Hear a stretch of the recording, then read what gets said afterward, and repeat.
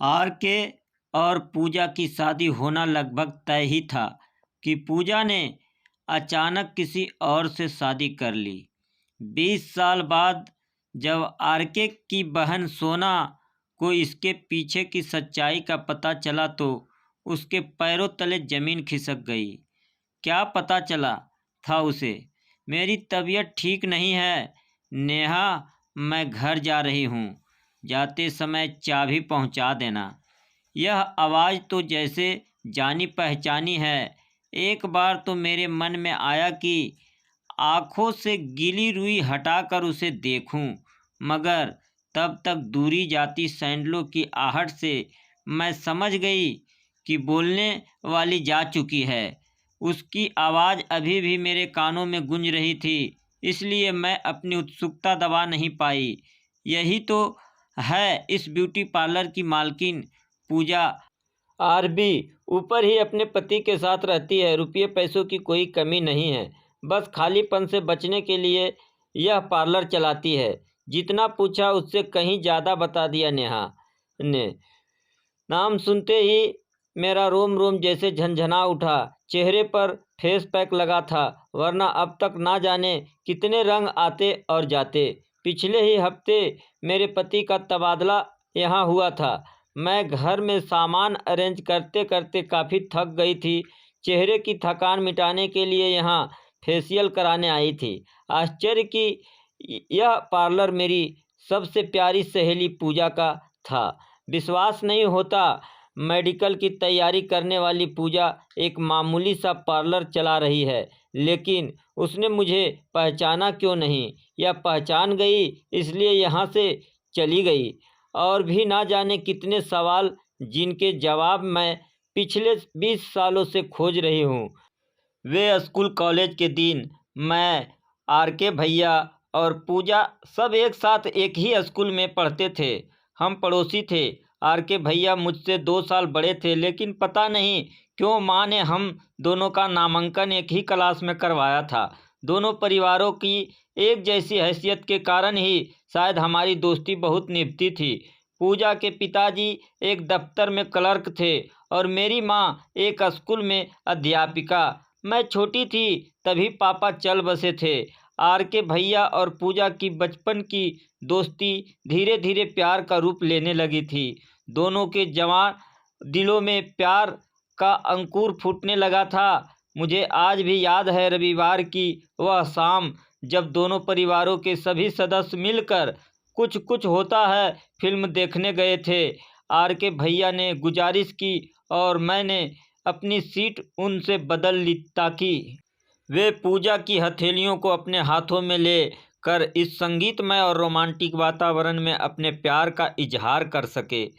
Film खत्म होने के बाद पूजा की आंखों की चमक देखकर ही मैं समझ गई थी कि मेरी प्यारी सखी अब हमेशा के लिए मेरे घर में आने वाली है। पापा की मौत के बाद मैंने अपने जिस भाई को एक पिता की तरह गंभीरतापूर्वक जिम्मेदारियों को निभाते हुए देखा था, आज उसके मन में अपनी जिंदगी के प्रति उत्साह एवं आत्मविश्वास देखकर मेरा मन पूजा के प्रति अंदर से झुक जाता था। शायद पूजा के निश्चल प्यार की ही ताकत थी कि पहली बार में ही भैया ने एमबीबीएस की परीक्षा पास कर ली। उस दिन पूजा इतनी खुश थी कि उसे अपने फेल होने का भी कोई गम नहीं था। सब कुछ इतना अच्छा चल रहा था। फिर अचानक एक दिन जब हम दोनों भाई बहन मौसी के घर गए हुए थे और एक हफ्ते बाद लौटे तो पता चला कि पूजा ने दिल्ली के किसी अमीर आदमी से शादी कर ली है। उसके मम्मी पापा ने भी साफ साफ कुछ बताने से इनकार कर दिया। फिर तो जैसे आर के भैया के सारे सपने रेत के घरौंदे की तरह सागर में एक सार हो गए। जिन लहरों से कभी उन्होंने बेपनाह मोहब्बत की थी, उन्हीं लहरों ने आज उन्हें गम के सागर में डुबो दिया। उस समय कितनी मुश्किल से मैंने खुद और भैया को संभाला था, यह मैं ही जानती हूँ। 700 हुए मैम। नेहा की आवाज़ सुनकर मैं अतीत से वर्तमान में आ गई। 1 घंटे का फेशियल कब पूरा हो गया पता ही नहीं चला। मैंने पर्स से रुपये निकाल कर उसे दिए और फिर बाहर आ गई। मैंने देखा कि बगल में ही ऊपर जाने वाली सीढ़ियाँ थी, तो पूजा यहीं रहती है। सोच मेरे कदम स्वतः ही ऊपर की ओर बढ़ने लगे। सीढ़ियों के खत्म होते ही दाहिनी ओर एक दरवाज़ा था। मैंने कॉल बेल बजाई। मेरे लिए एक एक पल असहनीय हो रहा था। मैं अपने सारे सवालों के जवाब जानने के लिए उतावली हो रही थी। 20 वर्ष तो बीत गए, मगर ये 20 सेकंड नहीं कट रहे थे। अब तक मैं 4 बार बेल बजा चुकी थी। पुनः बेल बजाने के लिए हाथ उठाया ही था कि दरवाज़ा खुल गया। मेरे सामने एक अपाहिज किंतु शानदार व्यक्तित्व का स्वामी व्हील चेयर पर बैठा था। उसके चेहरे पर आत्मविश्वास की चमक साफ झलक रही थी। मुझे देखकर एक क्षण के लिए वह अवाक रह गया, मगर अगले ही पल उसने मुस्कुराते हुए मुझे अंदर आने को कहा। ऐसा लगा जैसे किसी पुराने मित्र ने मुझे पहचान लिया हो, मगर मेरी आंखें तो कुछ और ही खोज रही थी। पूजा तो अभी घर पर नहीं है। आप सोना जी हैं ना? उस व्यक्ति के मुंह से अपना नाम सुनकर मैं जैसे आसमान से गिरी। आवाज़ गले में ही अटक कर रह गई। मेरा नाम अमरीश है। माँ जी और आरके कैसे हैं? आपका इस शहर में कैसे आना हुआ? आपकी शादी तो मुंबई में होने वाली थी ना? सवाल तो मैं पूछने आई थी, मगर मुझे नहीं मालूम था कि मुझे ऐसे सवाल सुनने पड़ेंगे। तो क्या पूजा ने अपने पति को सब कुछ बता दिया है? आप इतना सब कुछ मेरे बारे में, मेरे हलक से आवाज़ ही नहीं निकल पा रही थी। और फिर मैं बिना कुछ और कहे वहीं सोफे पर धम से बैठ गई। तभी सामने दिखी वह तस्वीर जो हमने अपने फेयरवेल वाले दिन खिंचवाई थी। मैं, आरके भैया और पूजा। एक क्षण में मैं समझ गई कि मैं इस घर के लिए अपरिचित नहीं हूँ, मगर यह नहीं समझ में आया कि प्यार दोस्ती है। कहने वाली पूजा ने अपने प्यार और दोस्ती दोनों के साथ विश्वासघात क्यों किया? वादे को क्यों तोड़ा उसने? अभी 1 घंटा पहले ही पूजा ने आकर मुझे बताया कि तुम उसके पार्लर में आई हो। वह समझ गई थी कि तुम यहाँ आओगी ज़रूर, तभी वह यहाँ से चली गई है। आप ठीक कह रहे हैं। आखिर वह कौन सा मुंह लेकर मेरा सामना कर पाएगी? मेरे मन की कड़वाहट शब्दों में स्पष्ट घुल गई थी। पूजा ने जैसा बताया था आप बिल्कुल वैसी ही हैं। इतने वर्षों में ना तो आप बदली और ना ही आपकी सहेली। अमरीश ने कहा। तो मैंने अपनी नज़रें उस पर टिका दी। आखिर कौन सी खूबी है इसमें जिसके लिए पूजा ने आरके भैया के प्यार को ठुकरा दिया? पूजा तो आज भी 20 साल पुरानी उन्हीं गलियों में भटक रही है जहां आरके की यादें बसती है। हर दिन हर पल वह उन्हीं यादों के सहारे जीती है। दुनिया के लिए तो वह मेरी पूजा है, मगर सही माने में वह आज भी आरके की ही पूजा है। मैं एक दुर्घटना में अपाहिज हो गया था।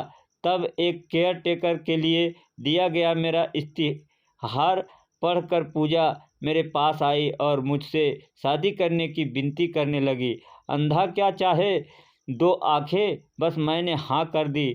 सच कहूँ तो पूजा जैसी केयर टेकर पाकर मैं धन्य हो गया। मेरे जीवन की खुशियाँ उसकी ही देन है। हमारे घर की खुशियों में आग लगाकर उसने आपके जीवन में रोशन की। चमक तो होगी ही। पता नहीं क्यों मैं सीधे सीधे पूजा को बेवफा नहीं कह पा रही थी। आप थोड़ा रुकिए, मैं अभी आपकी गलतफहमी दूर किए देता हूँ, कहकर अमरीश अंदर से एक डायरी ले आए। यह डायरी तो पूजा की है। भैया ने ही उसे उसके जन्मदिन पर उपहार स्वरूप दी थी, कह मैंने जैसे ही डायरी खोली मेरी नज़र एक पत्र पर पड़ी। उसकी लिखावट बिल्कुल मेरी माँ की लिखावट से मिलती थी। अरे, यह तो सचमुच मेरी माँ की ही लिखा पत्र है जो उन्होंने पूजा के लिए लिखा था आज से 20 साल पहले। पूजा बेटी, मैं जानती हूँ कि तुम आरके से बेहद प्यार करती हो और सोना तुम्हारी प्यारी सहेली है। मेरी बहन ने आरके की शादी के लिए एक लड़की देखी है, उसके माता पिता आरके को बहुत अधिक दहेज दे रहे हैं। तुम तो जानती हो कि आरके के डॉक्टरी की पढ़ाई में मेरे सारे जेवर बिक गए हैं। ऐसे में सोना की शादी और आरके के अच्छे भविष्य के लिए मुझे उस लड़की को ही घर की बहू बनाना पड़ेगा। आरके तो मेरी बात मानेगा नहीं। ऐसे में उसका भविष्य और सोना की ज़िंदगी अब तुम्हारे हाथों में है। मैं ज़िंदगी भर तुम्हारा एहसान मानूंगी। तुम्हारी मजबूर आंटी। पत्र पढ़ते ही मैं सुबह उठी। यह तुमने क्या कर दिया पूजा? हमारी खुशियों के लिए अपनी ज़िंदगी में आग लगा ली। आखिर क्यों पूजा? क्या कोई दूसरा रास्ता नहीं था? आज तुमसे पूछे बिना मैं यहाँ से नहीं जाऊंगी। इतने वर्षों तक मैं और आरके भैया तुम्हें बेवफा समझकर तुमसे नफरत करते रहे, और तुम आरके की नफरत ही तो उसके जीने का साधन है। एक ही क्षेत्र में रहकर शायद कहीं किसी मोड़ पर आरके से मुलाकात ना हो जाए, इसीलिए उसने वह रास्ता ही छोड़ दिया। पूजा कभी नहीं चाहती थी कि तुम लोग उसकी हकीकत जानो, इसलिए अगर तुम सच में पूजा को खुश देखना चाहती हो तो उससे बिना मिले ही चली जाओ, वरना वह चैन से जी नहीं पाएगी। अमरीश ने कहा।